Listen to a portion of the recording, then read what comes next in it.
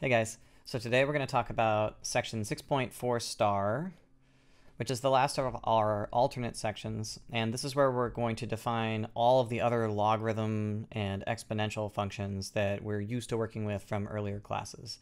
So we're going to start with the natural logarithm and the natural exponential, and we're going to take those and we're going to write down formulas using their properties that allow us to define exponentials and logs with different bases. So here's where we're going to start. We're going to just lay out what the formulas for these should be based on the fact that e and the natural log are inverse operations of each other. So we're going to begin by assuming that we've got some positive constant b, and then we have r, some rational power. And we're going to notice that if we take b and we raise it to some rational power r, that we could write that as e to the natural log of b to the r, because e and the natural log are inverse functions of each other. So remember, what we're doing here is e of the natural log of x is x. Okay, so I can work that in either direction. In this case, we're starting with a number and we're headed this direction. So once we have that expression in place, we can bring the power down by the power rule. After all, this is a rational number, so I can pull it out front of the natural log. And what that's going to get me is e to the r times the natural log of b. This is how we define this type of expression for every x. So this is true for rational r. And just like before, when we have rational numbers and we have an equation that holds on the rational numbers, we can fill out the rest of the real numbers by just extending the function. So we're going to define b to the x to be equal to e to the x natural log of b for all real x. So the exponential function is actually built out of the natural exponential function. So really, the only exponential function is e. And every other exponential is built out of it, which is a little strange, but it makes sense when you realize that we've only defined e in the natural log starting from the integral, and so every other exponential function is derived from that same integral that we introduced for the logarithm. So that gives us an expression that we can use to calculate all of the calculus ideas that are associated with this function. So we call b to the x an exponential function with base b. And once we have an exponential function with base b, we can show that it satisfies all of the properties that we have for the regular exponential function. So what properties would we like this function to have? The first property that we want is that b to the x times b to the y should be equal to b to the xy. How can we show that? Well, if b to the x times b to the y is equal to e to the x natural log of b times e y to the natural log of b, then we already know that base e exponential functions do this. We know that this must be equal to e to the x log b plus y log b, but then there's a log b that I can factor out. And when I write an expression that looks like this, what I explicitly mean is this is the base right here, right? This number b is the base in the way that we've defined it. So b is the base, and the power that I raise the base to is x plus y. So by the definition of an exponential function of base b, this must be equal to b to the x plus y. So that might seem kind of odd because we have to go through the natural exponential to get what we've always assumed is a rule that we were given. But the point is that this rule is derived from the specific structure of the natural log. So this is not just something that's imposed, it's forced to be the case because we've defined the natural log with an integral. The other two properties are proved in a similar way. So the other two properties we want, which I won't show here, are b to the x divided by b to the y should be equal to b to the x minus y, and that b to the x raised to another power, say r, is equal to b to the rx. And you can prove those properties in the same way that we showed this one, where you convert the exponential expression into an expression of the natural exponential, use the properties that we showed in the last section to derive the algebraic identity that we're after. So general exponential expressions follow the rules that we want them to follow. And we can prove that that's the case, instead of just assuming that it was a rule given to us by our friendly neighborhood math professor. So now that we've got the idea of some algebraic properties of exponential functions, let's look at some calculus properties. So I should be able to calculate derivatives and integrals of exponential functions if I'm going to use them in a calculus context. So what is the derivative of b to the x? Well, I can use the same exact trick where I'm going to convert this into an expression in terms of the natural exponential function and use the fact that I already know that the derivative of e to the x is e to the x. So by definition, this is equal to the derivative of e to the natural log of b to the x, which is the derivative of e to the x natural log of b. And I can calculate this derivative using the chain rule. So the chain rule says, if you recall, that d by dx of e to the u is e to the u times u prime. If I apply that to this problem, then this thing up here, this is the u. So this is going to be equal to e to the x ln b times the derivative of x ln b. But x is the only variable in here. This is the variable, and this is a constant. So when I take that derivative, I just get e to the x ln b times ln b. And now I can convert this back into the nice form, which is just b to the x. So what is the rule that we've shown here at the bottom? The rule is that the derivative of b to the x is equal to b to the x times the natural log of b. There's your derivative rule for exponentials. Now, if we've got a derivative rule, that means we automatically have an integral rule as well. If the derivative of b to the x is equal to b to the x times the natural log of b, then it must be the case that the integral of b to the x dx is equal to b to the x divided by the natural log of b plus c.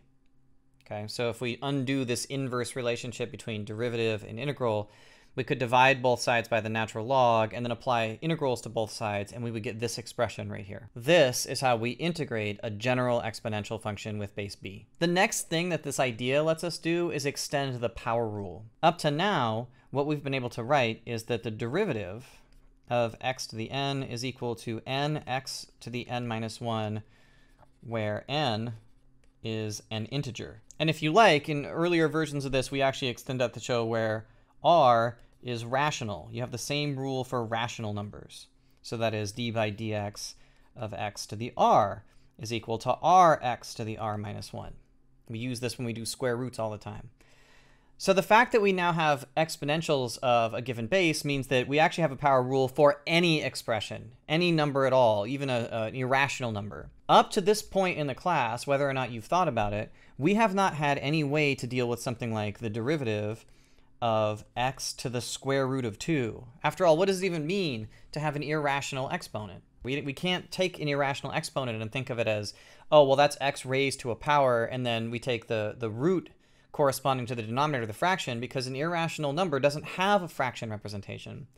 But the idea that we've extended the exponential function to every single possible value of an exponent means that this is now just going to be equal to the square root of 2 x to the square root of 2 minus 1, and that this is a sensible expression. So what that means is that the power rule has been extended to every possible value of a power. And irrational exponents come up more often than you would like in computational exercises and in modeling.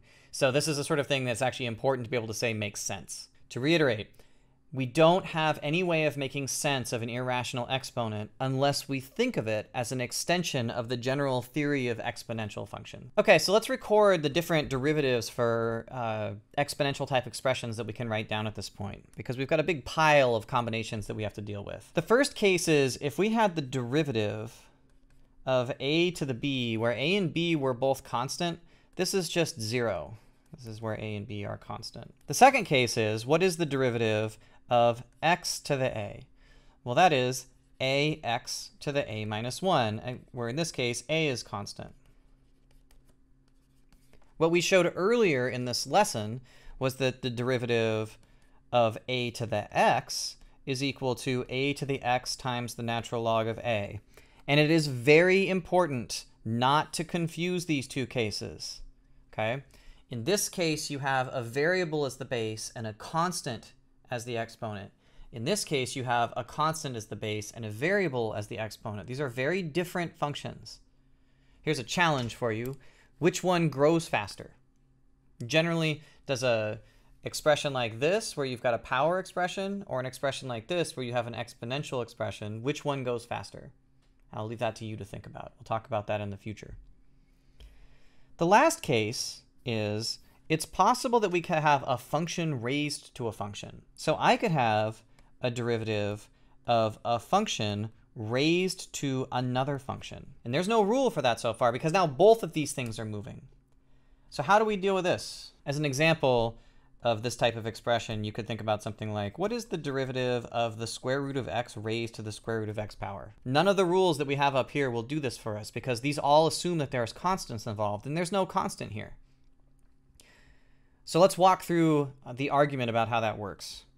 And it's a very standard trick in calculus, which is when I have expressions that act badly in the base and the exponent, I can undo those by using an e to the log inverse trick. D by dx of f of x raised to the g of x.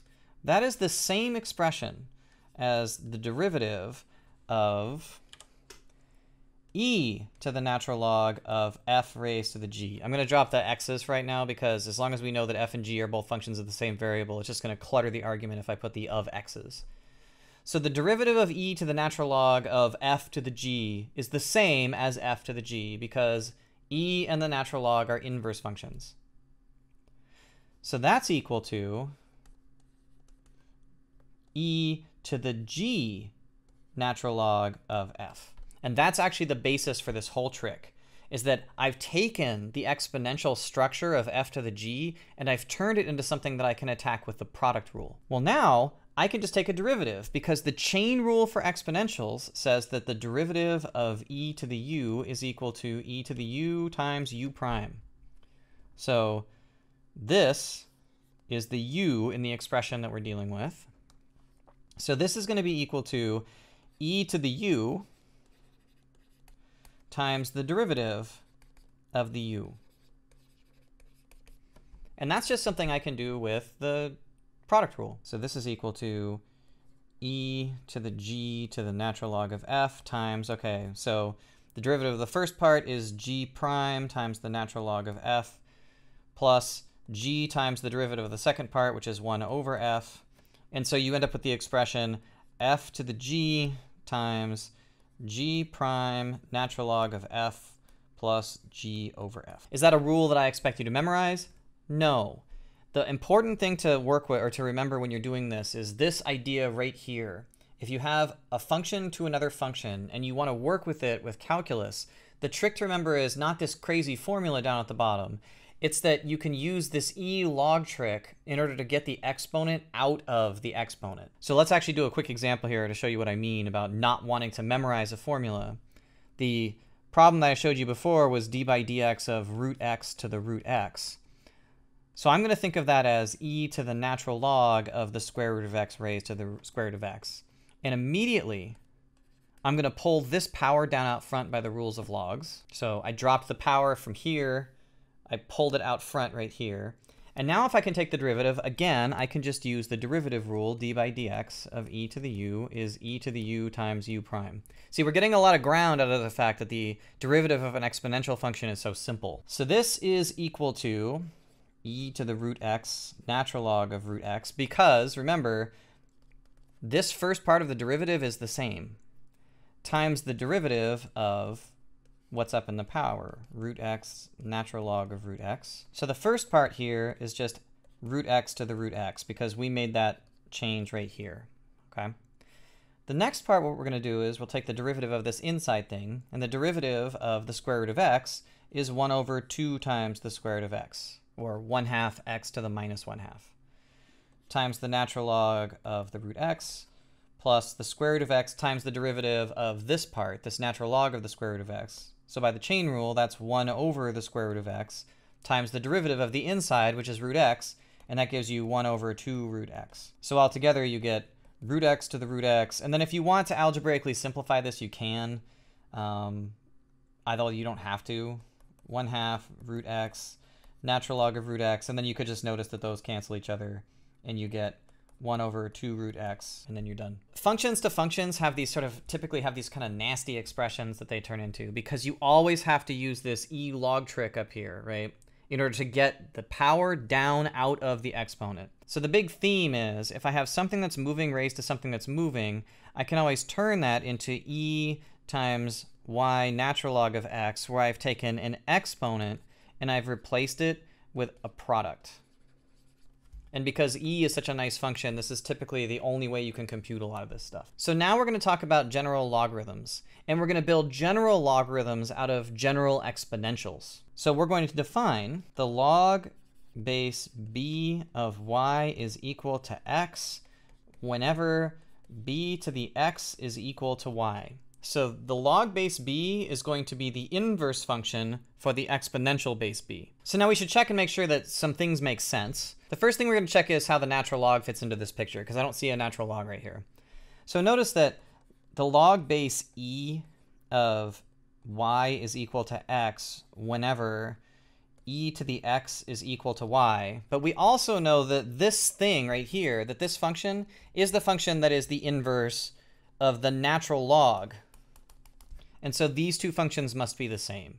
So the natural log of x is equal to the log base e of x. So we can use our sort of setup to show that the natural log actually is just the log base e. Another rule involving changing base from logs to the natural log that comes up less often now than it used to, now that calculators are more powerful, is called the change of base formula. And it says that the log base b of a is equal to the natural log of a divided by the natural log of b. So the fact that we've defined the logarithms entirely in terms ultimately of the natural log means that there's really no such thing as a log base b, that every log base b is actually just an algebraic modification of the natural log. In the same way that the exponential functions were really just modifications of the natural exponential, log base b is just a modification of the natural log. And that actually hopefully will explain maybe where the word natural comes from when you're talking about this. The natural logarithm is the log that you build all the other logs out of, just like the natural exponential is the exponential that you build all the other exponentials out of. How about some log rules for calculus? So what is the derivative of the log base b of x? Well, I can immediately use the change of basis formula to look at that. So that must be d by dx of the natural log of x divided by the natural log of b. So I can just take the constant 1 over the natural log of b and pull it out. So this is equal to 1 over the natural log of b times the derivative of the natural log of x, but I know what that is. This is going to be 1 over log b times 1 over x. And that's it. There's the rule. So there's one other application of this e log trick that I want to show, and that is dealing with indeterminate forms that look like 0 to the infinity, or 1 to the infinity, or infinity to the 0. These are all sort of indeterminate forms that you can't attack with L'Hopital's rule or in any other way unless you have this idea of the e log trick, because these are all indeterminate forms that involve exponentials. So indeterminate forms involving exponents. The example that I'm going to show in order to do this is actually another way of defining the number e. And in fact, in many cases, it's the way of determining the number e that everybody uses if you start with the exponential function as the basis. Let's compute the limit as n goes to infinity of 1 plus 1 over n to the n. So why am I calling this an indeterminate form? This part right here, as n goes to infinity, this goes to 0. So you have something that's tending to 0, but raised to an infinite power, which means the inside of the parentheses is trying to get to 1, and the outside of the parentheses is trying to lift that to the infinite power. In indeterminate forms, we're always trying to figure out if there's a balance between these two things, or does the base win, or does the exponent win? But I don't have the ability to attack this with L'Hopital's rule, because L'Hopital's rule only works on things of the form 0 over 0, or infinity over infinity. And if you don't remember what L'Hopital's rule is, I'll remind you. What it says is that if you have a function over another function that tend to 0 over 0 or infinity over infinity, that this limit is equal to the limit of the derivatives. We can only use L'Hopital's rule in the case where I have a ratio. If I don't have a ratio, there's nothing I can do. I can't apply the thing. So the idea is, how do I take an expression that looks like this, an exponential expression, and turn it into something where maybe I've got a hope of finding the limit? Because this limit right here, there's nothing we can do with the way it's written. So here's the next application of the e to the log idea. So the limit as n goes to infinity of 1 plus 1 over n to the n, that's equal to the limit as n goes to infinity of e to the natural log of 1 plus 1 over n to the n. And the reason that we do that is because what's stopping me from getting anything done here is the fact I've got this n in the exponent. But applying the e to the log trick will let me pull the n down. So this is equal to the limit as n goes to infinity of e to the n natural log of 1 plus 1 over n. And now we're closer to being able to use it because this is infinity times 0. The natural log of 1 is 0. So this quantity up here is tending to 0. And the n, as n goes to infinity, the n is tending to infinity. So this is of the form infinity times 0. So we're one step closer. To get this to look like a ratio, what we're going to do is we're going to rewrite it as e to the natural log of 1 plus 1 over n divided by 1 over n. After all, multiplying by n is the same as dividing by 1 over n. You can multiply by the reciprocal, and these things are immediately equal to each other. Now we're going to use the fact that e to the x is a continuous function. And so we can take the limit and we can put it up inside the exponent. I'm allowed to do that because e to the x is continuous. So this is equal to e to the limit as n goes to infinity of the natural log of 1 plus 1 over n divided by 1 over n. And now this is of the form 0 over 0. And so now I can use L'Hopital. E to the net limit as n to infinity of, okay, so the derivative of the log of 1 plus 1 over n is equal to 1 over 1 plus 1 over n times the derivative of the denominator, which is minus 1 over n squared. On the bottom, I take the derivative of 1 over n, and I get minus 1 over n squared. Those cancel. And so what you end up with is e to the limit as n goes to infinity of 1 over 1 plus 1 over n. That term goes to 0 as n goes to infinity. So this entire thing goes to e to the 1, which is just e. And so this characterization here, the idea is that this limit is another way of actually defining the number e. And working with limits like this, where you have a base that is moving and an exponent that's moving, the only tool that we have to deal with that is the idea of the e and the log trick, where I can take an exponential expression and I can turn it into a product expression. And then because e to the x is continuous, the limit can just be moved up into the exponent. All right, so the second video will cover some examples of problems that I expect you to be able to work with, and you should expect a slightly longer than usual homework assignment here because we have to cover both the algebra and calculus of exponentials and logarithms, but it's worth your time to work through the questions. All right, I'll see you for the examples video.